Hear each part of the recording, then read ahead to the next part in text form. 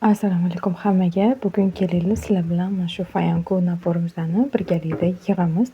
Onajonlariga hayitga sovg'aga oldilar. Buni qanaqa yig'ishimni hozir sizlarga ko'rsataman. Yuz tozalaydigan krema. Bu penka yuzni tozalab beradi, uxutga tayyorlab beradi.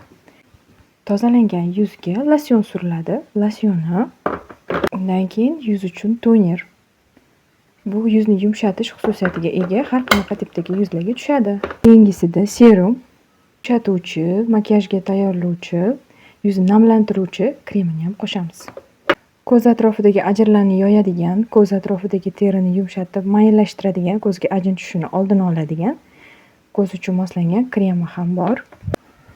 Naborimiz tayyor. Ko'rinishi shunaqa chiroyli nabor.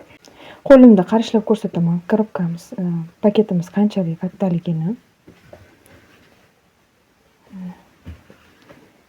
Bantiklari bilan juda ham chiroyli turadi. Endi naborimizni joylashtiramiz.